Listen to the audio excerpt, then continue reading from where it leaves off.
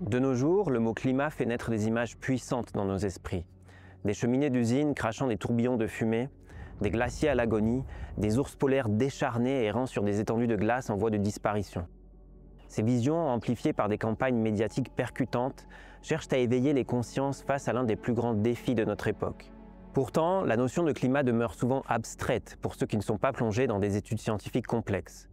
L'absence de changement visible dans la vie quotidienne de beaucoup contribue à cette distance, laissant place à une certaine incompréhension. Dans un monde accaparé par d'autres urgences, le climat peut sembler une préoccupation lointaine, presque dérisoire. Le fossé entre les actions indispensables pour atténuer ces bouleversements environnementaux et les comportements collectifs actuels nourrit des débats polarisés. Le climat devient alors non seulement un sujet de division et d'inquiétude, mais aussi, pour certains, un prétexte de discours politique ou même une cible de théories conspirationnistes. Mais au-delà des polémiques, le climat est avant tout une orchestration complexe de processus physiques, un rouage essentiel du système terrestre.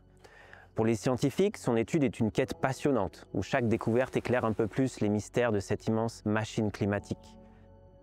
Comprendre les enjeux actuels exige une maîtrise de ce mécanisme fascinant, une tâche menée en premier lieu par les chercheurs avant d'être partagée avec le grand public et les décideurs, détenteurs des leviers du changement.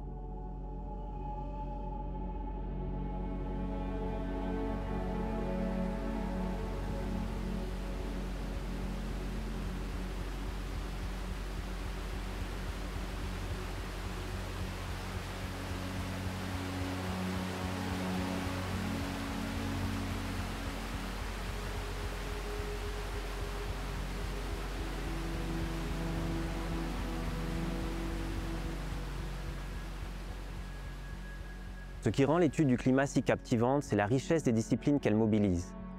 Si les climatologues sont en première ligne, leurs travaux s'appuient sur les analyses des géologues, des hydrologues, des biologistes et même sur les données précieuses fournies par des citoyens engagés. La Suisse, avec ses sommets et ses laboratoires, est un acteur clé dans cette quête.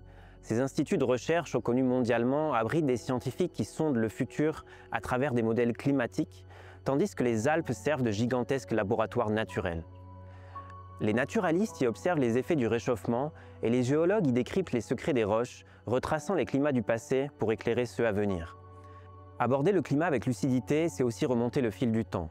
Comme l'étude des civilisations nous révèle les dynamiques de nos sociétés, l'analyse des climats anciens est une fenêtre précieuse sur l'évolution de notre planète. Les traces du passé, gravées dans les roches et les glaces, nous offrent les clés pour anticiper les défis de demain et comprendre plus profondément les bouleversements climatiques que nous vivons déjà. Le professeur Sébastien Casteltor, géologue à l'Université de Genève, est un spécialiste reconnu de l'évolution des paysages et des climats à travers les âges. Depuis des années, il s'attache à décrypter les changements climatiques qui ont marqué l'histoire de la Terre en étudiant les archives géologiques laissées par les rivières, les deltas et les mers. Son travail permet de mieux comprendre les interactions entre les processus géologiques et les variations climatiques. Le climat n'a pas été toujours stable. En fait, c'est qu'à l'échelle de quelques générations que peut-être on a l'impression que le climat est stable, mais le climat a toujours évolué. À l'échelle des temps géologiques, on en a énormément d'évidence. Il suffit de justement regarder les roches sédimentaires anciennes pour comprendre à quel point le climat a évolué dans les temps passés. Je parle sur des échelles de millions d'années et des dizaines de millions d'années de l'histoire de la planète. On a eu la planète qui était à certains moments extrêmement froide, beaucoup plus froide qu'aujourd'hui. On a eu la planète qui était extrêmement chaude, encore beaucoup plus chaude qu'aujourd'hui. Et puis le climat de la planète dans son ensemble a évolué entre ces deux extrêmes. Et justement, quels sont les grands facteurs qui contrôlent ces grandes variations climatiques au cours du temps ? Alors on se rend compte que le climat de la planète est vraiment très lié à la quantité de CO2 qui est dans l'atmosphère et également à la quantité d'énergie reçue que le Soleil envoie à la planète, donc à la façon dont cette énergie est reçue par la planète. On a notamment des grands cycles astronomiques qui sont liés à la configuration entre la Terre et le Soleil et à la façon dont la Terre se déplace autour du Soleil. Et ça fait évoluer au cours des temps géologiques la quantité d'énergie reçue et donc la chaleur globale sur la planète. Deux facteurs majeurs façonnent les variations climatiques au fil du temps. Le premier est la concentration de CO2 dans l'atmosphère, véritable catalyseur de l'effet de serre, qui joue un rôle central dans le réchauffement climatique. Le second, tout aussi crucial, est la quantité d'énergie solaire que la Terre reçoit, un paramètre qui contrôle directement la température globale. Cette énergie fluctue selon des cycles d'oscillation orbitale complexes découlant des changements dans l'orbite terrestre, la rotation de la planète et l'inclinaison de son axe. Ensemble, ces forces déterminent le climat de notre planète à travers les âges. On parle d'insolation de la planète qui varie en fonction de la configuration de la planète et de son orbite autour du Soleil et d'autres paramètres. Donc tous les 20 000 ans, tous les 40 000 ans, tous les 100 000 ans, on a des variations assez régulières qui font se réchauffer plus ou moins la planète. Ça, c'est des choses qui sont très bien enregistrées, par exemple dans les glaces, mais aussi dans les sédiments. Et puis, on a le facteur CO2. Si on a beaucoup de CO2 dans l'atmosphère, on a une planète plutôt chaude, et moins de CO2 dans l'atmosphère, une planète plutôt froide. Et ça, on se rend compte que ce sont des grands processus géologiques à l'échelle vraiment de plusieurs millions d'années ou dizaines de millions d'années qui font varier ces facteurs. Donc on a des périodes où on a beaucoup de CO2 parce que c'est le volcanisme qui va primer avec injection de CO2 dans l'atmosphère. Ça va plutôt réchauffer la planète. Mais il y a une sorte de thermostat naturel qui fait que ce CO2, il est piégé naturellement par la planète et donc la planète a tendance à se refroidir elle-même. Donc ça, c'est ça qui fait cette oscillation et cette régulation du climat de la planète aux grandes échelles de temps géologiques. Notamment à travers l'érosion, l'altération des roches, il y a une sorte de captage naturel du CO2 dans les roches de la planète. Les calcaires sur lesquels on se trouve aujourd'hui, par exemple, c'est un puits de CO2 qui a à un moment ou un autre refroidi la planète. Et du coup, quand on parle de ces grandes variations climatiques, à quelle échelle de temps est-ce qu'on parle? Est-ce qu'elles ont lieu du jour au lendemain ou est-ce que ça prend beaucoup de temps? Sur quelle échelle de temps on parle quand on parle de variations climatiques passées? Alors on observe que ces variations climatiques du passé, elles se font sur plusieurs échelles de temps. Il y a des variations très grandes, par exemple au cours du Cénozoïque, qui sont les derniers 60 millions d'années d'histoire de la planète, on a atteint un maximum de température quelque part il y a 50 millions d'années, à ce qu'on appelle l'optimum climatique de l'Éocène. À ce moment-là, on avait une température globale qui était plus ou moins 14-15 degrés plus chaude que la température moyenne actuelle. Et depuis cette période, on se refroidit. Donc ça, c'est sur une très grande échelle de temps. Ensuite, on a des variations à beaucoup plus haute fréquence. Les variations glaciaires qu'on connaît ici dans nos paysages, où on avait des glaciers ici il y a 10-15 000 ans, beaucoup plus présents qu'actuellement, où là, c'est ces variations qui sont liées à l'insolation de la planète, avec ces cycles de Milankovitch, ces cycles orbitaux de la planète qui font varier les choses sur 20 000 ans, 40 000 ans, 100 000 ans, avec des cycles chaud-froid. Et enfin, on a des variations parfois beaucoup plus abruptes, même naturellement, de type de certains événements qu'on a appelés des hyperthermaux, notamment à l'Éocène, justement, donc il y a entre 55 et 40 millions d'années en arrière, on a eu des périodes de très très fort réchauffement climatique et refroidissement subséquent à cause d'événements, on pense essentiellement volcaniques, qui se sont passés sur des échelles de temps très courtes. Donc des sortes de pulses, des sortes de vraiment d'événements volcaniques intenses sur de brèves périodes de temps, de l'ordre de 5 à 20 000 ans quand même. Donc c'est quand même des échelles de temps assez grandes par rapport à la vie de quelques générations d'humains. Mais c'est très bref à l'échelle de temps géologique. Donc sur 5 à 20 000 ans, on a un fort apport de CO2 dans l'atmosphère. Et là, on va avoir un réchauffement très fort. Ensuite, on a un refroidissement qui se passe sur 50, 100, 200 000 ans. Et du coup, même si on prend par exemple ces hyperthermaux, qui sont des variations climatiques à l'échelle de temps géologique qui sont d'un claquement de doigts, très très brèves, ça reste quand même des échelles de temps entre 5 et 20 000 ans qui ne sont pas du tout comparables par exemple à ce qu'on peut voir actuellement avec le dérèglement climatique actuel. Actuellement, on se rend compte que, par exemple, un des événements du passé, qui a été un des événements les plus intenses, c'est l'événement qui s'est produit à la limite entre le Paléocène et l'Éocène. Il y a 56 millions d'années, on a eu un réchauffement climatique très fort, de 5 à 8 degrés global, qui s'est passé entre 5 et 20 000 ans. Donc ça fait quelque chose de vraiment très rapide à l'échelle de temps géologique. Et on sait que le réchauffement climatique actuel, celui qu'on est en train de vivre, se passe à peu près 10 fois plus rapidement que ce réchauffement climatique très intense du passé. Donc effectivement, le réchauffement qu'on vit actuellement, il est effectivement très bref, très rapide. Au cours de son existence, la Terre a traversé d'innombrables variations climatiques, certaines s'étendant sur des centaines de milliers, voire des millions d'années. D'autres fluctuations ont été bien plus abruptes, comme les hyperthermaux du Cénozoïque, des épisodes de réchauffement fulgurants parmi les plus intenses que la planète ait connus, jusqu'à ce que le réchauffement actuel, 10 fois plus rapide, ne les surpasse. Survenus quelques millions d'années après l'extinction des dinosaures, ces événements extrêmes semblent liés à des gigantesques éruptions volcaniques. Ces phénomènes montrent à quel point les volcans peuvent avoir un impact majeur sur le climat terrestre. C'est un des nombreux axes de recherche du professeur Luca Caricchi, volcanologue à l'Université de Genève. Luca s'est donné comme mission scientifique de comprendre comment les processus magmatiques contribuent à façonner notre planète et quels sont les principaux facteurs physiques qui contrôlent l'ampleur des éruptions volcaniques et leur impact sur le climat. L'impact des éruptions volcaniques, ça peut être un impact qui les amène en diminution de température ou en augmentation de température. Les gaz volcaniques, c'est surtout de l'eau. Après, il y a CO2 et soufre. Ça sont les gaz les plus importants. Au niveau des changements climatiques, l'impact du soufre, par exemple, c'est la transformation du soufre volcanique pendant l'injection dans la stratosphère en des aérosols de soufre. Ces aérosols ils ont la même dimension de la longueur d'onde de la lumière infrarouge qui nous arrive du soleil. Ça veut dire qu'ils vont réfléchir en partie de cette lumière. Alors, au niveau global, ça mène à une diminution de température.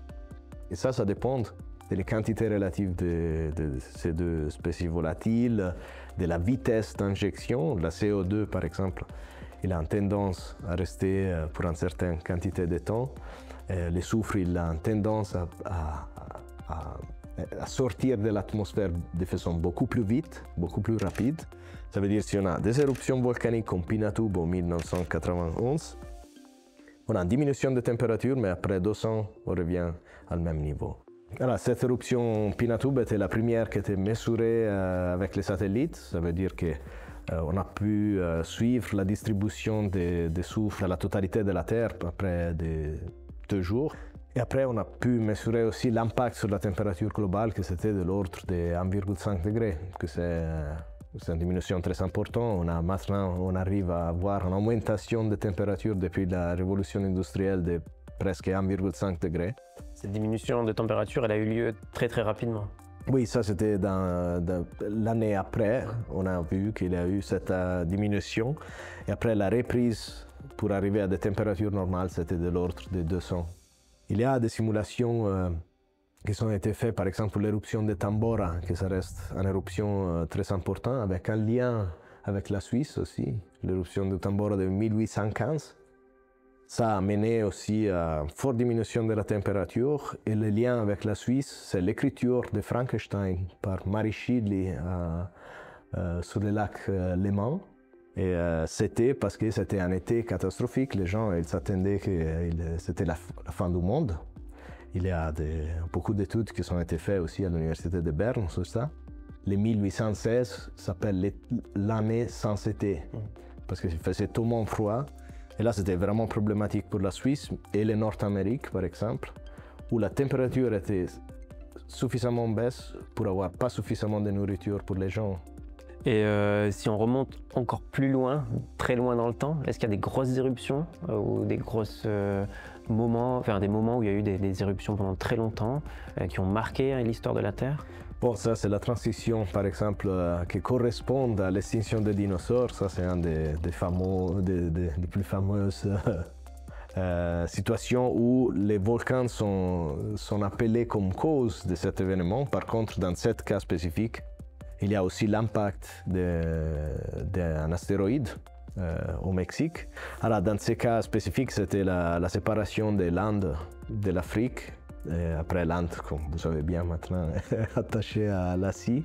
Et cette séparation d'un continent a produit un large igneous province. On appelle ça, sont des éruptions à plusieurs millions de kilomètres cubes de magma qui sortent dans des périodes probablement plus courtes d'1 million d'années que pour l'histoire de la Terre. c'est un moment. Et cette éruption, l'idée, c'est qu'il arrive à relâcher suffisamment de CO2 pour avoir un impact global sur la température et après produire cette extinction. Les volcans exercent des impacts variés sur le climat terrestre en fonction de l'ampleur et la durée de leurs éruptions. Des événements ponctuels comme l'éruption du Pinatubo en 1991 ou celle du Tambora en 1815 ont provoqué des refroidissements soudains mais éphémères dus au relâchement massif de soufre dans l'atmosphère. En revanche, certaines périodes de l'histoire marquées par des activités volcaniques intenses ont généré de longues éruptions s'étalant sur des dizaines voire des centaines de milliers d'années. Ces événements ont libéré d'énormes quantités de CO2 dans l'atmosphère, provoquant des bouleversements thermiques spectaculaires, comme cela a été le cas avant la disparition des dinosaures et durant les hyperthermaux du Cénozoïque. Des événements plus récents ont également marqué notre histoire, laissant une empreinte profonde sur l'espèce humaine. Un exemple que je trouve qui est assez parlant, c'est ce qu'on appelle le dernier maximum glaciaire. Donc il y a une dizaine, une quinzaine de milliers d'années, ça dépend où on se trouve sur la planète, on avait une Terre beaucoup plus froide, avec des glaciers beaucoup plus présents, donc c'est le Ice Age des films. Par exemple, la vallée de Genève, la vallée où se trouve actuellement la ville de Genève, tout ça était sous un grand glacier, le glacier du Rhône. Ici, on était probablement à la limite, sous la glace ou juste au-dessus, probablement le sommet du Salève était au-dessus en tout cas du glacier. Mais donc, on peut imaginer un paysage totalement différent et avec des humains qui étaient déjà là à l'époque, qui ont subi et qui ont dû s'adapter à ces climats tout à fait particuliers. Dans le sud de la France, proche de la côte actuelle, de la côte méditerranéenne actuelle, on a certaines grottes comme la grotte Cosquer dont l'entrée est actuellement sous l'eau. Dans ces grottes-là, on a des dessins de pingouins, d'espèces qui vivent sous des climats beaucoup plus froids, alors qu'actuellement on connaît le climat du sud de la France. Donc, les gens, les populations qui vivaient à l'époque, clairement vivaient sous des climats totalement différents, avec des modes de vie totalement différents. Les anthropologues, tous les scientifiques de la préhistoire s'intéressent énormément à ces relations entre climat et population. Un autre exemple, dans ce qui est actuellement le Sahara, on sait bien que le Sahara a eu des périodes où il était beaucoup plus vert, notamment entre 11 et 5000 ans en arrière. On avait un Sahara qui était beaucoup plus vert, verdoyant, pas forcément avec une végétation luxuriante, mais avec beaucoup plus de précipitations. Et grâce à la connexion entre les géologues justement et les anthropologues ou les préhistoriens, les archéologues, on a pu mettre en évidence l'impact des variations climatiques sur les mouvements de population, avec des populations qui se déplaçaient au gré des climats vers les endroits où il y avait de l'eau et des ressources, ou vers les endroits où par exemple leur bétail pouvait s'alimenter. Les strates géologiques, ces couches successives de roches, se dressent comme un véritable livre d'histoire racontant l'évolution de notre planète à travers les âges. Les géologues, véritables détectives du passé, scrutent les indices dissimulés dans les roches. Grâce à des analyses chimiques pointues et à l'examen minutieux de leur structure et des particules qu'elles renferment, ils parviennent à remonter le fil du temps et à reconstituer les climats d'antan. Ces investigations dévoilent les mécanismes qui, au fil des millions d'années, ont sculpté les cycles climatiques de la Terre, offrant une vue d'ensemble sur cette immense machine complexe. Ces connaissances s'avèrent aujourd'hui indispensables pour décrypter les variations climatiques contemporaines. Elles fournissent aux climatologues des clés essentielles pour appréhender les bouleversements sans précédent qui affectent le climat actuel. C'est la mission de Sonia Seneviratne, professeure en climatologie à l'École polytechnique fédérale de Zurich et vice-présidente au groupe d'experts intergouvernemental sur l'évolution du climat. À la croisée de la science et des enjeux planétaires, elle s'attache chaque jour à anticiper les changements à venir et comprendre le climat du futur en décryptant les rouages complexes du système climatique. C'est un système complexe, forcément, qui a de nombreux éléments. Et je prendrais comme peut-être analogie le corps humain. Le corps humain aussi complexe à comprendre. Il y a différents aspects du corps humain qui sont peut-être plutôt dirigés par le cerveau ou par d'autres. On sait qu'il y a différents éléments qui jouent un rôle. Le système climatique, c'est similaire. Voilà. On a vraiment de très grand nombre d'éléments qui interagissent les uns avec les autres. Si on réfléchit par exemple au changement de la température dans les océans et après la végétation sur les continents et aussi les échelles de temps et puis maintenant les êtres humains qui commencent maintenant à perturber ce système, enfin voilà, c'est extrêmement complexe. Tout est interconnecté. Forcément que tout est connecté, on est disons, sur la Terre avec l'atmosphère disons, qui nous entoure. Donc, au niveau de la circulation atmosphérique, on a des ondes planétaires qui couvrent l'ensemble de la Terre, mais en même temps, on a aussi des événements très localisés. On sait qu'on peut avoir tout à coup un événement de précipitation extrême qui est dû à la convection locale ou la topographie locale, les montagnes vont jouer un rôle très important. Donc on a une combinaison entre des éléments qui sont globaux et des éléments qui sont très locaux. En gros, si on augmente la température juste de quelques degrés, c'est déjà énorme, mais si on augmente la température de quelques degrés dû justement à l'augmentation... Quelques dixièmes de degrés, je dirais. Oui, juste quelques dixièmes de degrés, juste à une augmentation, due à une augmentation assez drastique des gaz à effet de serre, ça va enchaîner en fait une sorte d'effet boule de neige dans la machine climatique. C'est-à-dire on modifie juste un paramètre et après tout va être modifié derrière de manière assez drastique.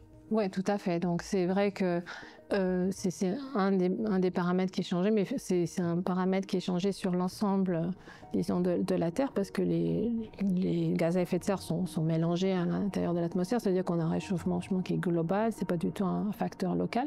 Et un autre problème qu'on a qui est spécifique, disons, à cet effet des gaz à effet de serre, c'est que le gaz à effet de serre principal qui est le problème ici dans le réchauffement climatique d'origine humaine, c'est le CO2 qui vient de la combustion des énergies fossiles. Et le CO2, une fois qu'il est émis, reste dans l'atmosphère, en tout cas des centaines d'années, parfois même des milliers d'années. Ça veut dire qu'on a un problème qui n'est pas réversible à l'échelle de quelques générations. C'est un des problèmes aussi principaux par rapport par exemple à la pollution locale de l'atmosphère qui, elle, peut se résolver si on n'a plus d'émissions relativement rapidement, après quelques jours. Là, on a un problème. Le moment où on arrête, on ne va pas pouvoir revenir en arrière au climat du 19e siècle. On va rester plus ou moins dans les conditions qu'on a actuelles. Donc qu'il y ait un rééquilibrage qui se fasse. Voilà, exactement. Ça va prendre beaucoup de temps. D'ailleurs, j'ai répondu aussi un cours récemment parce qu'on m'a dit mais pourquoi est-ce que ça dure si longtemps. Une des raisons c'est qu'on a beaucoup de CO2 aussi en excès qui maintenant par exemple dans les océans, ce qui veut dire que le moment où on arrête les émissions de CO2, peut-être la concentration va baisser un petit peu dans l'atmosphère, mais aussi une partie de CO2 qui est contenue maintenant dans les océans qui va être réémis. Donc c'est pour ça que ça va durer extrêmement longtemps jusqu'à ce que vraiment on voit une baisse significative des concentrations. Les climatologues œuvrent quotidiennement à déchiffrer les mécanismes complexes qui régissent le climat de la Terre. La climatologie, une discipline vaste et multidimensionnelle, englobe un ensemble de sous-disciplines spécialisées, chacune apportant une pièce essentielle au puzzle de la compréhension climatique. Ces experts collaborent non seulement entre eux, mais aussi avec des scientifiques d'autres domaines, et ce travail interdisciplinaire permet de percer petit à petit les mystères des systèmes climatiques.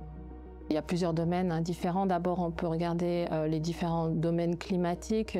Donc, à la fois, par exemple, justement les sujets dont je traite, qui sont plutôt sur les continents, donc d'évaluer le changement climatique sur les continents, aussi à plus petite échelle, par exemple les événements extrêmes, les sécheresses, le rôle de la végétation. Après, il y a aussi des spécialistes plutôt sur l'océanographie, donc évaluent les processus qui ont lieu dans les océans, l'interaction océan-atmosphère. Et puis, il y a les spécialistes de la cryosphère qui travaillent sur les impacts sur la glace, que ce soit disons les pôles, les régions polaires par exemple, ou bien aussi en montagne. Après, il y a aussi une séparation dans le temps. Il y a les spécialistes du paléoclimat, donc des reconstructions du climat du passé. Il y a plutôt les spécialistes du climat du présent, peut-être en lien aussi un peu avec la météorologie, donc les aspects de prévision, à la fois prévision météorologique à court terme, mais prévision saisonnière aussi. Et puis toutes les questions donc de projection, on utilise plutôt des modèles climatiques. Donc, ça peut être des projections pour quelques années, par exemple une décennie ou vraiment jusqu'à la fin du siècle. Et puis il y a des spécialistes qui travaillent plutôt aussi sur les méthodes d'observation Alors que d'autres, je travaille sur des modèles, mais il y a différents modèles aussi qu'on peut utiliser. Puis finalement, dans l'atmosphère, on peut étudier aussi spécifiquement, par exemple, la dynamique de l'atmosphère ou les aspects de composition de l'atmosphère, l'impact des aérosols, des différents composants chimiques. Enfin, il y a beaucoup de sujets. Avec quel type de données les climatologues travaillent-ils et comment ils recueillent ces données? On a un très grand nombre de données qu'on utilise, donc au niveau des mesures, on utilise des thermomètres, ça, je pense que la plupart des gens vont connaître. Aussi les mesures de précipitation, on a différentes mesures. On peut aussi faire des mesures avec des radars, avec des mesures satellites, mais la mesure de base est très simple. C'est simplement un récipient qui collecte en fait la précipitation et on a un moyen de calculer la quantité accumulée. Donc c'est le fait que ce sont des instruments quand même qui sont établis depuis très longtemps font qu'on a dans la plupart, enfin une grande partie de pays déjà des mesures depuis à peu près la moitié du 19e siècle. C'est pour ça que par exemple en Suisse, les premières données de mesures datent de 1864. C'est pour ça qu'on peut très bien documenter ce changement de température qui a été observé. Après, à part ces mesures locales, je mentionnais, on peut utiliser les données satellites. Par exemple, dans mon domaine, on a des bonnes estimations de la quantité d'eau dans les différentes régions. Ça, c'est une mesure satellite qui regarde la masse, donc les changements de masse sur la Terre, en fait avec une mesure de la gravité. En fait, les fluctuations principales de masse sont dues au changement d'eau dans les continents et ça nous permet d'évaluer par exemple les changements de sécheresse ou lorsqu'on a beaucoup plus d'eau associée avec des conditions d'inondation par exemple. Toutes ces données, recueillies à l'échelle mondiale et sur des périodes variées, sont ensuite mobilisées pour concevoir des modèles climatiques sophistiqués. Ces outils puissants simulent différents phénomènes naturels permettant d'anticiper avec précision les transformations à venir liées aux bouleversements climatiques actuels. Les modèles intègrent une multitude de paramètres, qu'ils soient physiques, tels que la température, la composition atmosphérique ou les courants océaniques, ou biologiques, comme la croissance des écosystèmes et les cycles du carbone. En ajustant des facteurs clés, comme la concentration de CO2 dans l'atmosphère ou les fluctuations de température, les climatologues peuvent évaluer les conséquences locales et mondiales de l'accélération du réchauffement climatique. Ces modèles, d'une grande précision, sont des alliés essentiels pour appréhender les trajectoires possibles du climat et constituent les meilleurs instruments à la disposition des scientifiques pour orienter les décisions politiques et économiques en matière de climat. Pourtant, la question de leur fiabilité et de leurs limites soulève des débats persistants. La modélisation climatique est déjà bien établie et ça a commencé à peu près dans les années 70. Déjà à l'époque, on avait la capacité d'avoir des prévisions qui étaient correctes dans l'ordre de grandeur pour ce qui est du réchauffement global. Donc je pense qu'il faut vraiment distinguer au niveau de la fiabilité entre la fiabilité pour des aspects vraiment basiques du changement climatique qui maintenant sont extrêmement bien établis puis qui relèvent vraiment de la physique simple qui a été établie depuis une centaine d'années, même plus, disons, de savoir que si on met plus de CO2 dans l'atmosphère, il y a plus de réchauffement global. Et on sait forcément que s'il y a plus de réchauffement global, il y aura des aspects du cycle hydrologique qui changent de manière tout à fait prévisible avec justement sur la base d'équations de physique qui sont établies depuis extrêmement longtemps.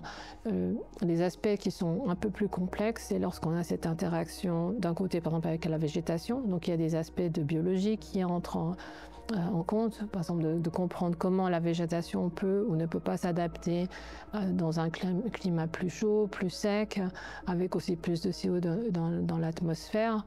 Mais là aussi, donc on voit peut-être un peu plus de divergence, mais même à ce niveau-là, on parle plutôt quand même d'effets de second ordre, si on veut. Et puis il y a les aspects quand on va à très haute résolution, d'essayer de comprendre ce qui va affecter peut-être les événements extrêmes dans une toute petite vallée, ou bien d'autres aspects de changement qui sont peut-être associés à la fonte du pergélisol. Voilà. Donc on a des phénomènes qui sont plus petite échelle. Là, il y a certainement des incertitudes résiduelles. Mais pour les aspects globaux ou même, disons, à ce niveau-là, la science est extrêmement bien établie.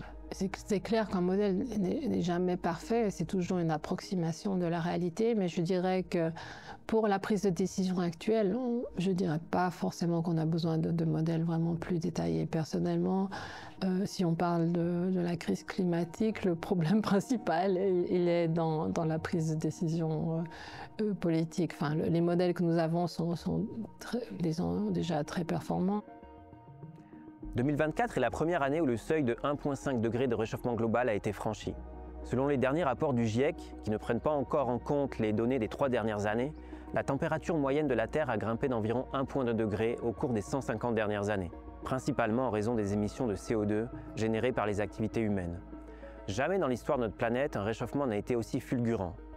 Sur ces 1,2 degrés, au moins 1,1 degré peut être directement attribué aux actions humaines, soulignant l'ampleur sans précédent de ce phénomène, tant par sa rapidité que par son origine.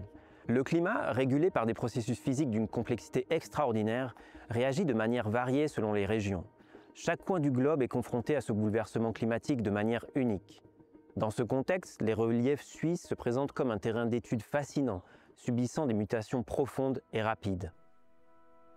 Le réchauffement climatique est particulièrement accentué en Suisse et dans le reste de l'Europe centrale. De manière générale, les continents ont plus de réchauffement que les océans. Ça veut dire qu'en moyenne, par exemple sur la période, la dernière décennie, donc on a eu à peu près 1,1 degré de réchauffement global. Sur cette même période, en moyenne sur les continents, on a eu 1,6 degré de réchauffement.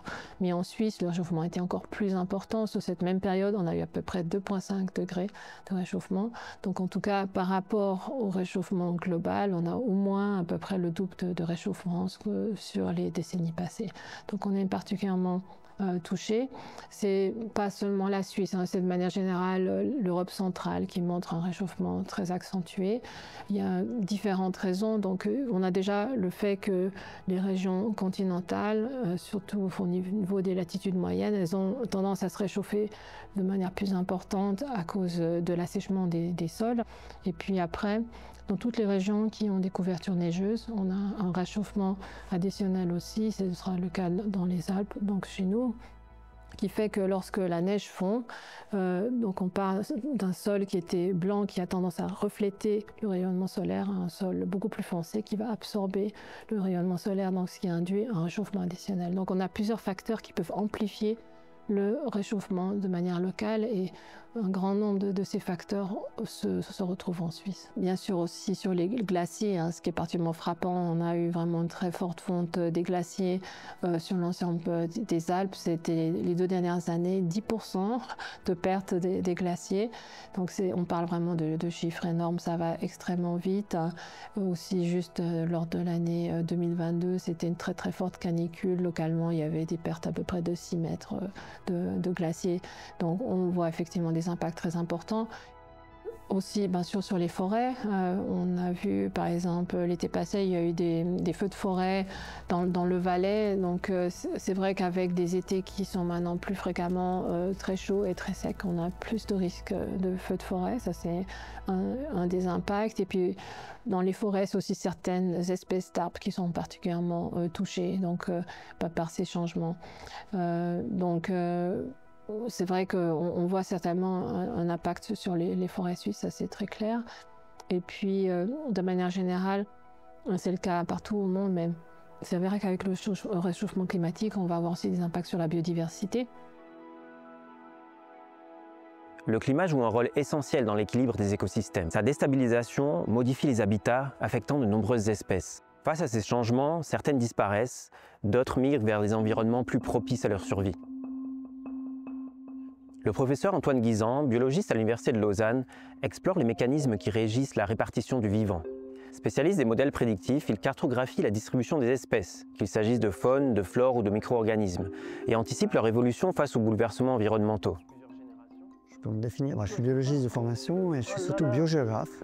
Donc j'étudie la géographie de la vie, en fait, comment les espèces se distribuent, comment elles s'assemblent, comment elles constituent les écosystèmes et surtout où dans l'espace géographique. Là, je délimite juste un carré de 2 mètres sur 2 mètres, qui est la taille standard qu'on utilise ici pour faire des relevés dans cette région, dans ce type de milieu. dans les Alpes vaudoises et dans les milieux ouverts. On utilise des carrés plus larges pour les forêts, par exemple. Ensuite, on va inventorier tout ce qu'il y a là-dedans en termes de plantes. On prend aussi souvent un certain nombre de caractéristiques du site. Donc on va regarder l'orientation. Mes recherches portent à la fois sur la compréhension des distributions d'espèces. En fait, finalement, qu'est-ce qu'on veut mettre dans les modèles? Qu'est-ce qu'on va devoir quantifier dans nos modèles? Donc ça, c'est plutôt de la science fondamentale. Puis ensuite, je travaille beaucoup sur le développement des modèles, ensuite basés sur ces connaissances qui permettent de faire ces prédictions dans le passé, dans le présent, dans le futur, et de répondre à ces questions sur, finalement, par exemple, l'impact des changements environnementaux sur la distribution des espèces. Donc on a plusieurs projets qui vont vraiment à différentes échelles spatiales, qui traitent des changements climatiques, des invasions biologiques, ou par exemple récemment, on a eu un gros projet sur la Suisse en fait, et sur vraiment essayer de modéliser l'ensemble de la biodiversité de la Suisse pour essayer de voir vraiment si on doit prioriser la conservation de la biodiversité. Est-ce qu'on peut établir un réseau d'habitats qui permettent de protéger un maximum de la biodiversité? Les Alpes, ce joyau majestueux au cœur de l'Europe, sont profondément ancrés dans l'âme de la population suisse, qui partage une relation intime et quotidienne avec ces sommets spectaculaires. Ces montagnes abritent des écosystèmes uniques, renfermant une diversité incroyable de plantes et d'animaux, tous liés par un équilibre délicat, aujourd'hui en pleine mutation. Parmi les exemples les plus marquants, les forêts alpines, autrefois limitées par des températures plus froides, migrent désormais vers des altitudes plus élevées. Cette progression des forêts grignote peu à peu les alpages, ces prairies emblématiques, les condamnant à disparaître progressivement. Les montagnes sont des sanctuaires de biodiversité et des sanctuaires et vraiment des fournisseurs de services écosystémiques pour la société. Donc les montagnes sont très importantes parce que non seulement elles abritent, elles couvrent entre 12 et 25% de la surface du monde, selon comment on les définit. Mais elles abritent jusqu'à 50% par exemple des hotspots de biodiversité. Elles fournissent aussi un grand nombre de services, notamment par exemple, on parle souvent des châteaux d'eau. Les châteaux d'eau, le fait qu'une montagne approvisionne les zones de basse altitude en eau, c'est aussi quelque chose qui est permis en partie par la végétation parce qu'elle permet, par exemple, de restituer l'eau progressivement dans les sols, de faire des ruisseaux. Il y a toute la valeur aussi culturelle, esthétique des paysages, il y a toute la valeur aussi pharmacologique. Énormément d'espèces alpines ont des valeurs aussi, des propriétés pharmacologiques. Donc il y a un grand nombre de valeurs qui est associé en fait aux régions de montagne. Mais on sait qu'avec justement ces questions de remontée de la forêt, on pourrait perdre une partie des espaces qui sont aujourd'hui ce qu'on appelle l'étage alpin de végétation. Tout ce qui est au-dessus de la limite des forêts, et ce qui est vraiment constitué de cette végétation basse, avec pas mal d'espèces caractéristiques. On ouvre notre frigo, on prend un paquet de beurre et on a des belles gentianes alpines à col sur le paquet. On voit que c'est quelque chose auquel on est très attaché. Et qui aussi, finalement, les pâturages d'altitude, c'est aussi le fromage qu'on mange.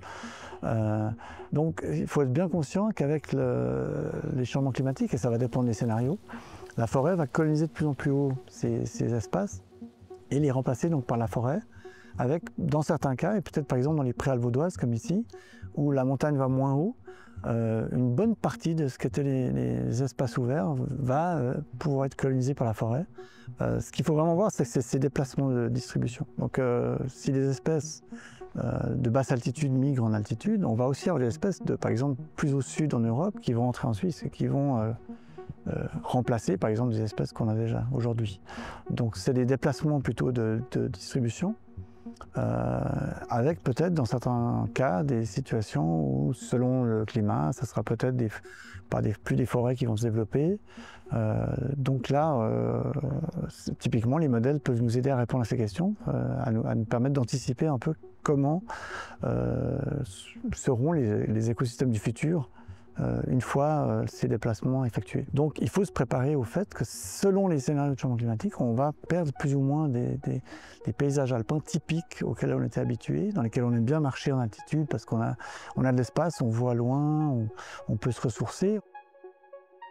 Au-delà de leur rôle d'écosystème d'une richesse inestimable, fournissant à l'humanité des ressources vitales pour sa survie et son économie, Les montagnes sont devenues au fil du temps un lieu d'évasion et de ressourcement incontournable. Depuis des décennies, l'homme s'est approprié cet environnement unique, le transformant en un sanctuaire propice à la pratique de sport, à l'émerveillement et à l'apprentissage.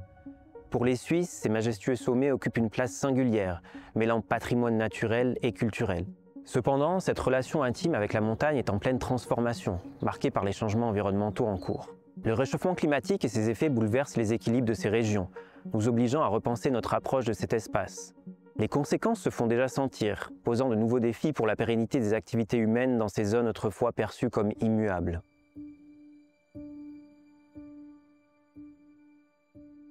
Parmi les infrastructures humaines de haute altitude, les cabanes du club alpin suisse occupent une place de premier plan. Ces emblèmes des Alpes suisses, véritables refuges pour les alpinistes, sont aujourd'hui confrontés à des défis sans précédent liés au dérèglement climatique. Un exemple frappant est la majestueuse cabane Britannia, perchée à 3000 mètres d'altitude au-dessus de Saas-Fee. Depuis quelques années, la cabane Britannia fait face à des problèmes d'accès de plus en plus fréquents.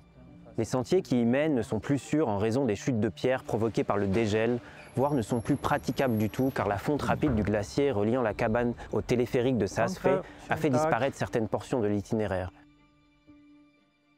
Donc là, vous avez le chemin depuis la station de Felskin, l'arrivée du téléphérique.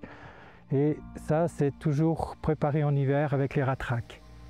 Et on va jusqu'au col Egenorior, là-bas, en dessous de la petite maisonnette. Et puis on voit, il y a une arrivée de télésiège. Et puis après, comme cette année, il y a eu beaucoup de chutes de neige, on a profité de pousser de la neige pour garder le chemin le plus longtemps possible. Et puis on espère que le chemin va être praticable jusqu'à mi-juillet, peut-être un peu plus longtemps. Alors maintenant, le chemin d'été, c'est depuis la station intermédiaire de Morenia, qui est là en dessous, et puis ensuite on monte évidemment à pied jusqu'au col, et puis après on redescend un bout, et puis on arrive sur la cabane de Britannia. Avant qu'il y ait ce chemin qui passe en dessous ici, il y avait un chemin qui passait un peu ici tout droit. Voilà, exactement. Donc il y avait beaucoup plus de matière, beaucoup plus de glace, neige. Exactement. Et du coup on pouvait passer tout droit, quoi. Presque tout droit, ouais. Voilà.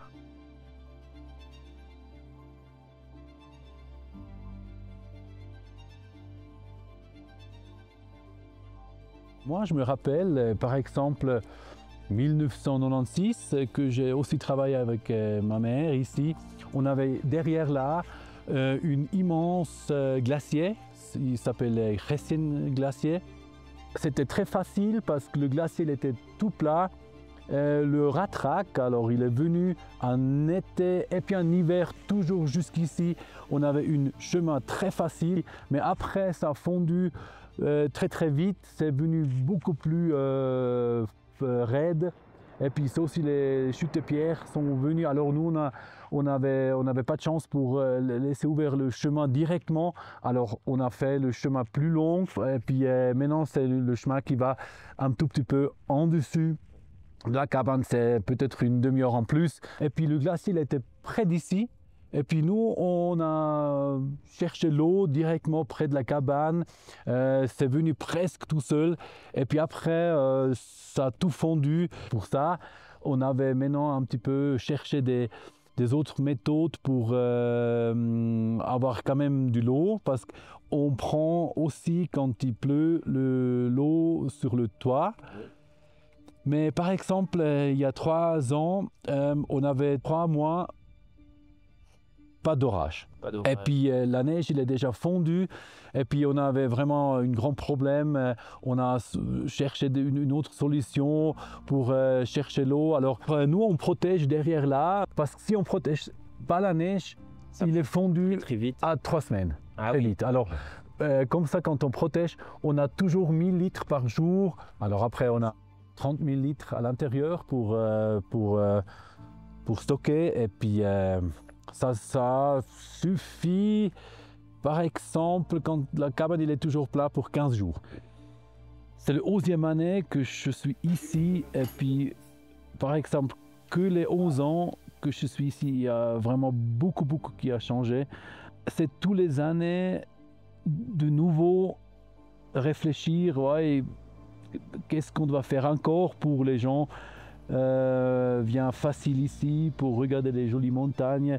On est vraiment près de la frontière de l'Italie. Mais quand je pense au futur, alors moi j'ai quand même un petit peu de soucis. Qu'est-ce qui se passe avec l'accès de venir ici très facile, et puis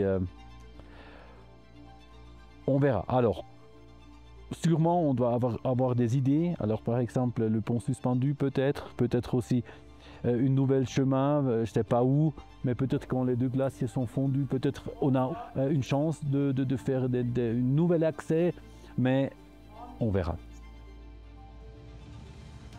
La cabane Britannia se dresse aujourd'hui comme un symbole parmi d'autres infrastructures de montagne confrontées aux défis croissants du changement climatique. Les paysages alpins, en proie à des mutations profondes, exigent une adaptation continue à ces nouvelles conditions. Cela englobe non seulement l'accessibilité des sites et l'approvisionnement en eau, mais également une réévaluation de notre approche des activités en montagne, certaines devenant impossibles ou dangereuses à cause de la fonte des glaciers. En contrebas, dans les vallées, d'autres menaces s'intensifient, posant des défis cruciaux pour la sécurité des habitants. En Suisse, les dangers naturels sont une réalité quotidienne, exacerbée par la topographie et la géologie particulière du pays. La population fait face régulièrement à des séismes, des crues, des glissements de terrain ou encore des avalanches. Chaque année, des ressources financières et logistiques considérables sont déployées pour anticiper et atténuer ces risques, visant à protéger les citoyens. Cependant, le dérèglement climatique des dernières années bouleverse l'équilibre fragile des écosystèmes alpins, rendant la prévision des dangers naturels plus ardue. Ces phénomènes deviennent de plus en plus fréquents et imprévisibles, amplifiant les enjeux de sécurité pour la population suisse. C'est particulièrement évident avec les crues et les laves torrentielles qui en 2024 ont causé des dégâts significatifs dans plusieurs cantons en raison des précipitations intenses. Tabea Cash, doctorante en hydrologie à l'Université de Lausanne, cherche à mieux comprendre les mécanismes qui déclenchent les inondations. Elle analyse les enchaînements d'événements météorologiques extrêmes à l'origine de ces phénomènes, de plus en plus fréquents en Suisse. Une paradoxale réalité qu'elle tente d'éclairer, alors que les précipitations diminuent globalement, les crues, elles, ne cessent de s'intensifier. Ce qui me fascine un peu, c'est cette dualité de l'eau, à la fois parce que c'est une ressource pour nous, on l'utilise au quotidien, que ce soit pour boire, cuisiner, nous laver, mais c'est aussi quelque chose qui peut représenter un danger pour nos sociétés et pour la nature. Et notamment avec le changement climatique, on sait que, que le cycle de l'eau va changer, que les extrêmes hydrologiques vont aussi changer. Et donc moi, voilà, je suis intéressée par étudier ces thématiques pour qu'on puisse mieux prévoir et mieux se préparer à ce genre de danger. Quand on parle de diminution des précipitations, en fait, c'est une diminution du volume total des précipitations. Ce que ça ne dit pas, c'est comment les précipitations, les événements, de manière isolée, eux, ils vont changer. Et en fait, ce qu'on prévoit avec l'augmentation des températures, c'est que l'air peut retenir plus d'humidité. En fait, c'est ce qu'on appelle la relation de Clausius-Clapeyron, c'est que pour chaque degré de réchauffement, en fait, l'air, l'atmosphère, est capable d'absorber 7% en plus d'humidité. Or, qu'est-ce qui se passe? C'est que du coup, l'air après monte, se refroidit, se condense, forme des nuages qui ensuite retombent sous forme de précipitations. Et donc, avec une masse d'air qui est plus chaude et qui retient plus d'humidité, les précipitations elles vont s'intensifier. Donc, même si au total il y a moins de précipitations, les événements de pluie, eux, vont être plus intenses. Nous, ce qu'on a observé, c'est des étés et des printemps aussi qui sont plus secs. Pour le printemps, c'est principalement parce qu'il y a le manteau neigeux qui est moins disponible pour fondre, étant donné qu'il y a moins de neige qui s'est accumulée en hiver. Donc il y a moins de neige disponible pour ensuite fondre et contribuer au ruissellement de surface. Et en été, par contre, là, ouais, c'est qu'il va y avoir moins de précipitations. Et quand il y en aura, ça sera plus intense. Ces épisodes de précipitations de plus en plus intenses, s'abattant sur des surfaces de plus en plus arides en raison d'un manque régulier de pluie, engendrent de graves problématiques, notamment des crues dévastatrices. Parmi ces enjeux, l'érosion des sols se distingue, les terres se fragmentant de manière alarmante sous l'effet des ruissellements puissants lors des averses torrentielles. Alors pour qu'il y ait de l'érosion, d'abord il faut qu'il y ait une disponibilité en sédiments, il faut qu'il y ait la présence de ces sédiments. Si ces sédiments sont disponibles, après ils peuvent être transportés par différentes forces, que ce soit par exemple la gravité, le vent ou l'eau. On peut prendre une image un peu de ce processus, c'est si on prend un tas de sable, qu'on prend un verre d'eau et on le verse sur ce tas de sable, il y a une partie de l'eau qui va venir s'infiltrer dans le sable et il y a une autre qui va ruisseler en surface et qui va transporter ces grains de sable et ils vont après retomber un peu plus bas. C'est exactement la même chose qui va se passer en montagne avec les sédiments qui sont d'abord en haut sur les pentes et s'il y a assez de pluie pour qu'il y ait un écoulement de surface, donc la partie qui va ruisseler en surface et qui ne va pas s'infiltrer, alors elle va avoir un potentiel de transport de ces sédiments plus bas dans les vallées. En combinant à la fois des données sur les précipitations, sur la température, des projections climatiques futures, avec des données sur le terrain et sur les sédiments, donc la hauteur de la couche sédimentaire par exemple, et la composition de cette dernière, on peut, avec des modèles, essayer de comprendre comment les dynamiques d'érosion vont changer. Et ces modèles, c'est comme un ensemble d'équations mathématiques un peu qu'on utilise pour représenter de manière la plus fidèle possible la réalité. On ne va pas se fier de manière aveugle aux résultats de nos modèles. Ce qu'on utilise, c'est des données de terrain, cette fois-ci, pour faire ce qu'on appelle une calibration et une validation du modèle, et donc d'être certain que les processus qu'on est en train de modéliser, ils sont représentés de manière fiable par le modèle. C'est un enjeu à différentes échelles. Il y a par exemple pour les infrastructures qui sont sur des pentes qui peuvent devenir instables, ou aussi des infrastructures qui sont autour des rivières et où il y a les fondations qui peuvent être érodées et qui après menacent potentiellement la stabilité de l'infrastructure. C'est aussi quelque chose qui est intéressant à étudier pour comprendre comment les barrages vont peut-être stocker des sédiments. Et après, c'est aussi quelque chose qui est important à comprendre parce que l'érosion, elle concerne aussi les zones où il y a de l'agriculture. Et donc, c'est des zones fertiles. Et si ces sols-là subissent de l'érosion, alors il y a potentiellement une perte de fertilité de ces sols-là. La fonte précoce des neiges et la disparition accélérée des glaciers amplifient ces phénomènes dévastateurs, injectant un flux supplémentaire dans un réseau hydrologique souvent déjà saturé par des précipitations exceptionnelles. À cela s'ajoutent les variations dans l'épaisseur du pergélisol. Cette couche de sol en haute altitude, autrefois gelée en permanence, fond désormais par endroits, libérant des torrents d'eau qui, en dévalant les pentes, emportent d'énormes quantités de roches et de terre. Ces flux se transforment en laves torrentielles furieuses, un déluge de boue, de roches et de glace, ravageant tout sur leur passage. La fonte du pergélisol a un autre effet insidieux. Elle sape la stabilité des montagnes elles-mêmes. Ce sol, habituellement figé et immobile, en se dérobant, déclenche des chutes de pierres de plus en plus fréquentes, représentant une menace mortelle pour les infrastructures et les populations en contrebas. Depuis son plus jeune âge, Markus Stoffel, professeur de géomorphologie à l'Université de Genève, est fasciné par les forces de la nature et leur impact sur nos sociétés. Spécialiste des effets des variations climatiques, il étudie l'évolution des milieux de montagne, où les transformations des paysages influencent directement la sécurité des populations face aux aléas naturels. Donc, je m'appelle Markus Stoffel, je suis géomorphologue à l'Université de Genève, où j'ai un groupe qui s'intéresse aux impacts du changement climatique, et notamment sur les aléas naturels. J'ai plusieurs sites d'études, donc une région qui m'intéresse particulièrement parce que j'ai grandi en Valais, c'est la vallée de Zermatt, où je m'intéresse beaucoup aux impacts du changement climatique sur le pergélisol. Les aléas naturels, les chutes de pierres, les laves torrentielles. Tout d'abord, je m'intéressais beaucoup à l'histoire, mais quelques mois avant la maturité, on a eu des inondations à Brigue, puis on était touchés, même personnellement, la famille.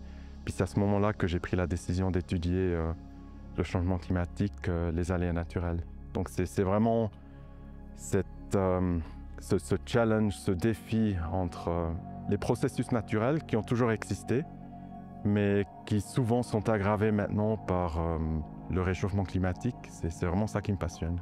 Donc nous utilisons plusieurs approches d'études. Donc c'est le travail sur le terrain, c'est des observations, c'est des survols de versants en drone, c'est la photogrammétrie, mais nous utilisons aussi les cernes des arbres pour reconstituer les événements passés, pour avoir une meilleure idée sur la fréquence des événements, sur la taille des événements, mais aussi sur les endroits qui sont touchés par les laves torrentielles ou les chutes de pierre. Tu dis que tu utilises les arbres, comment ça se passe? Qu'est-ce que tu fais exactement? Donc un arbre peut vivre à un endroit précis, plusieurs décennies, voire plusieurs siècles. Donc on a des mélèzes ici dans la vallée de Zermatt qui font 500-700 ans. Et si ces arbres poussent sur un versant qui connaît des chutes de pierre de temps à autre, les plaies, donc les blessures sont conservées, donc les réactions de l'arbre suite à un impact par un caillou est enregistré dans les anneaux, dans les cernes des arbres. Donc on peut dater avec précision les années d'activité de chute de pierre, et puis comme on a souvent des centaines d'arbres sur un versant, on a aussi la répartition spatiale des chutes de pierre. Donc le pergélisol est en train de fondre de plus en plus. Donc avec le réchauffement climatique, on a une couche active du pergélisol. La couche active, c'est la couche qui gèle durant l'hiver, qui fond durant l'été. Cette couche active devient de plus en plus conséquente, aussi à la limite inférieure de la répartition du pergélisol. Dans les environnements où nous nous trouvons, elle est souvent vers 2500 mètres, mais elle peut varier de plusieurs centaines de mètres selon l'exposition des versants. Et puis cette limite inférieure, elle est en train de monter. Donc c'est des corps gelés, c'est des corps souvent sédimentaires qui étaient cimentés sur les versants, mais avec la fonte de cette glace, ces masses meubles perdent peu à peu le ciment et se déstabilisent. Donc on a davantage des chutes de pierre, on a davantage des laves torrentielles. Et ce réchauffement climatique, cette déstabilisation des corps gelés, des corps de pergélisol, va changer la fréquence des événements de chute de pierre ou laves torrentielles, mais par endroits aussi la taille des événements. Et comme on a des habitations, des villages au fond des vallées, il est très important de bien connaître le changement potentiel dans le comportement de ces phénomènes de mouvement de masse pour protéger les populations. Cette fonte du pergélisol, on a de toute manière une accentuation des événements de chute de pierre, des événements de laves torrentielles, surtout si on se trouve en position de versant. Puis si en plus, quand la couche active durant l'été, elle fait plusieurs mètres, si en plus on rajoute des orages qui, dans un climat futur, même si les étés vont davantage être plus secs, mais lorsqu'il va pleuvoir, il va pleuvoir de manière générale plus intensément. Donc c'est aussi un réservoir de sédiments qui peut être activé par ces orages. Et puis on a vu, par exemple, à la fin du mois de juin, 29-30 juin, dans la vallée de Zermatt, beaucoup de torrents qui ont produit de laves torrentielles. Et la plupart de ces torrents ont leur zone de départ, les niches d'arrachement, en zone de pergélisol.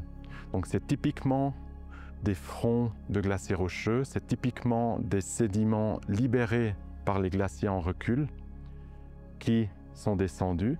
Et puis comme on a vu dans les médias, comme on a vu à la télé, c'était des laves torrentielles par moments très conséquents qui ont endommagé la route, qui ont endommagé des maisons, un peu moins dans la vallée de Zermatt, mais surtout dans la vallée de Saas.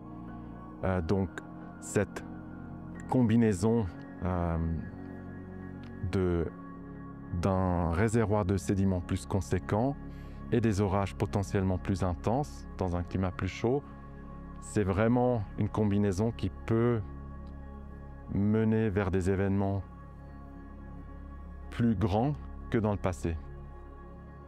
Il faut être clair, le pergélisol existe au-dessus de 2500 mètres à peu près, de manière générale.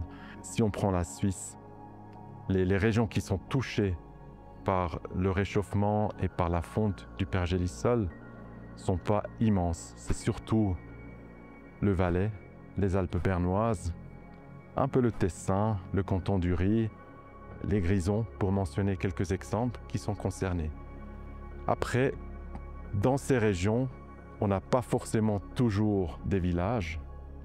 en bas, au fond des vallées.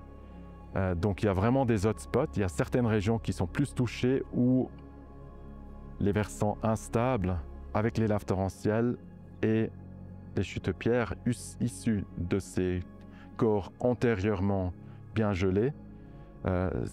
C'est vraiment quelques régions qui sont concernées. C'est de loin pas toutes les Alpes suisses ou toutes les Alpes de manière générale, mais c'est vraiment certaines régions qui sont plus concernées que d'autres. Est-ce que tu as des exemples justement de ces hotspots qui sont... Donc la vallée de Zermatt est certainement une des vallées qui est particulièrement touchée.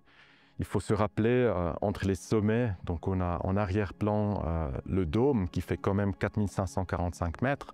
On a le fond de la vallée qui se trouve 3 km plus bas.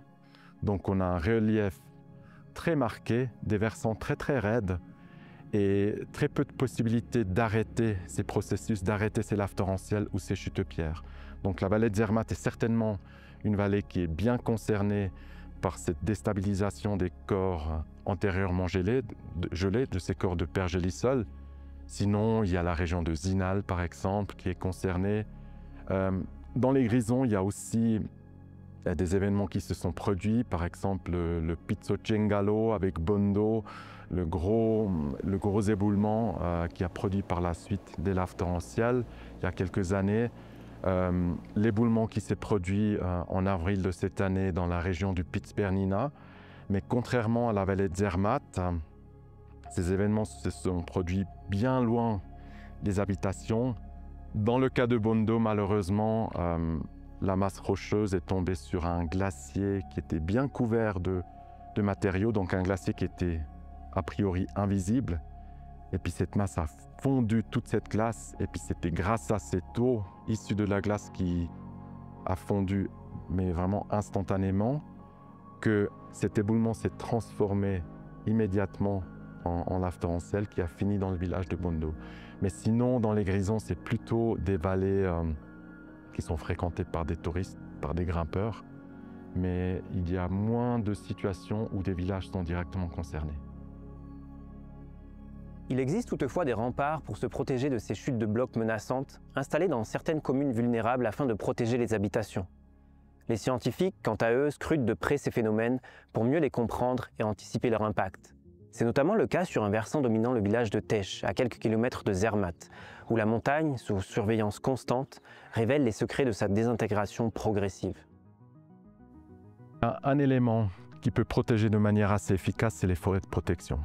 C'est vraiment ces forêts sur les versants qui freinent les blocs, qui freinent des chutes de pierre jusqu'à une certaine dimension.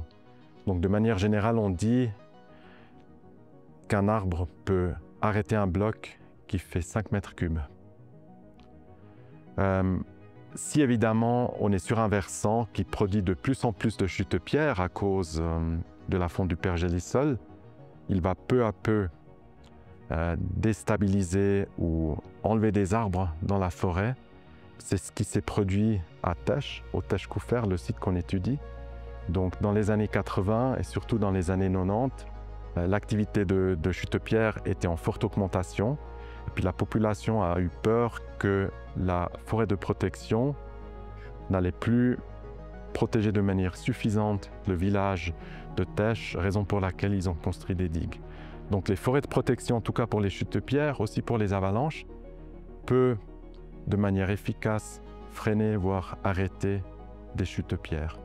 Pour les laves torrentielles, c'est un peu plus compliqué parce que les laves torrentielles souvent se produisent dans des chenaux où il n'y a de toute manière pas de végétation ou pas d'arbres conséquents. Donc c'est plus difficile pour les laves torrentielles d'être arrêtées, d'être freinées par une forêt de protection.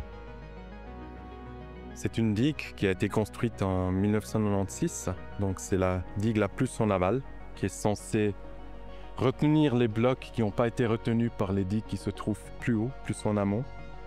Et puis comme vous voyez, il y a beaucoup de blocs qui se sont déposés, notamment en mai de cette année, en mai 2024. Il y a eu plusieurs gros événements de chute de pierre. Et puis c'est quand même des volumes assez conséquents, donc ça fait 3,50 m, 4 mètres sur 4 mètres, sur 2 mètres peut-être. Donc c'est quand même des blocs qui font 30 mètres cubes. C'est des blocs très très conséquents. Et puis c'est grâce à cette digue que ce bloc-là s'est arrêté. Autrement, des blocs de cette taille n'auraient pas freiner un bloc d'un tel diamètre. Donc potentiellement, ce bloc-là, il serait descendu jusqu'au fond de la vallée, jusqu'au niveau de la route cantonale. Donc sur ce site, on s'intéresse à plusieurs aspects. Donc il y a un aspect qui est lié à la végétation. Donc on s'intéresse à la colonisation du versant entre les digues pour savoir si une forêt de protection peut reprendre après la construction des digues, si elle peut de nouveau ralentir, voire arrêter les blocs. Visiblement, avec les volumes qu'on a vus cette année, c'est difficilement possible. Sinon, on s'intéresse aussi aux arbres qui ont été impactés pour reconstituer la fréquence des événements dans le passé. Et puis ici à Tesch, on a des mélèzes qui font 500-700 ans, donc c'est parmi les mélèzes les plus vieux en Suisse. Donc c'est vraiment un site qui nous permet de reconstituer l'activité de chute-pierre sur plusieurs siècles. Donc ça, c'est un volet. Sinon, on s'intéresse vraiment à l'observation, à la documentation des chute-pierres. Et pour ce faire, on a installé à plusieurs endroits sur le versant des caméras. Des caméras qui prennent une photo par heure. Donc on a 4 caméras sur le versant pour documenter les mouvements de ces masses de pergélisol, donc de ce sédiment meuble en déstabilisation. Mais aussi, on a des caméras qui visent sur la roche-mère pour voir si on a aussi des chute-pierres de cette masse rocheuse. Autrement, on utilise beaucoup le drone pour survoler le versant, pour cartographier les zones d'érosion et les zones de dépôt, mais aussi pour analyser les trajectoires de chute-pierres. Et dernièrement, on s'intéresse aussi aux images satellites, donc pour utiliser un certain nombre de filtres, notamment pour la végétation, pour aussi quantifier les changements de végétation à travers le temps. On utilise aussi un appareil qui s'appelle Gigapan. Donc on fixe la caméra sur un trépied, puis depuis le fond de la vallée, on prend des photos très haute résolution de tout le versant. Et puis on a un logiciel qui nous permet de réunir l'intégralité des images, donc de faire un stitching. Et puis on fait ça plusieurs fois par année, ce qui nous permet d'identifier presque au centimètre près les zones qui ont fourni des cailloux, des chute-pierres, les trajectoires et les zones de dépôt de chute-pierres. En Suisse, les laves torrentielles et les processus de chute-pierres sont étudiés depuis de nombreuses années. Et presque l'intégralité des communes en Suisse disposent de cartes danger, donc on connaît les endroits qui sont affectés par ces processus. Avec le changement climatique, il est possible d'avoir des laves torrentielles plus conséquents, des événements de chute-pierres plus grands, mais on n'a pas ces événements partout et tout le temps, donc il faut évidemment informer les autorités, il faut discuter avec la population, sans pour autant leur dire que le ciel ou le versant, la montagne va leur tomber sur leur tête. Et si jamais, soudainement, une partie d'un village devait se trouver en situation critique, il y a toujours possibilité de construire des digues, de construire des filets pour retenir les chute-pierres et pour gérer la situation. Au fil de cette exploration scientifique, nous avons plongé dans la complexité des phénomènes climatiques, en remontant le temps pour explorer les climats passés, en observant les bouleversements des écosystèmes alpins et en prenant conscience des dangers naturels toujours plus fréquents. Des révisions profondes de notre manière de concevoir les infrastructures de montagne s'imposent, tout comme la nécessité de repenser nos activités face à un environnement qui change. Ces recherches, portées par des scientifiques passionnés, révèlent toute l'importance de la science climatique pour comprendre, anticiper et affronter les défis environnementaux majeurs de notre époque. Comprendre cette immense machine climatique, c'est également donner aux populations les clés pour ne plus craindre l'inconnu ni s'en détourner. Il est crucial d'informer et de sensibiliser afin que chacun puisse, en pleine conscience, saisir les enjeux et les adaptations nécessaires qui façonneront nos sociétés de demain. Chaque décision que nous prendrons devra être guidée par la connaissance et non par la peur, car ces ajustements seront inévitables et nombreux dans les années à venir. Le climat, cet immense mécanisme en perpétuel mouvement, est aujourd'hui déséquilibré par l'action humaine. Pourtant, l'espoir réside dans la recherche scientifique qui éclaire la voie pour maîtriser ces bouleversements. Au-delà des Alpes et des frontières suisses, d'autres régions du monde sont déjà en première ligne, frappées par des catastrophes climatiques dévastatrices. Inondations démesurées, vagues de chaleur étouffantes et océans qui dévorent les côtes. Ces pays, souvent dépourvus de moyens pour affronter cette urgence, sont les plus durement touchés. Ce contraste saisissant rappelle que la crise climatique, bien qu'universelle, est inégalement vécue. La Suisse, pionnière dans les études environnementales, porte une responsabilité particulière. Ses chercheurs, ses institutions, ses innovations contribuent non seulement à mieux comprendre le climat, mais aussi à forger des solutions pour freiner et peut-être un jour prévenir l'emballement climatique. Assurer la continuité de cette recherche est bien plus qu'une nécessité, c'est un devoir collectif. Soutenir ces efforts est notre seule chance de limiter les conséquences directes de cette crise mondiale et de construire un avenir où l'humanité, éclairée par la science, saura non seulement s'adapter, mais subsister face aux défis environnementaux actuels.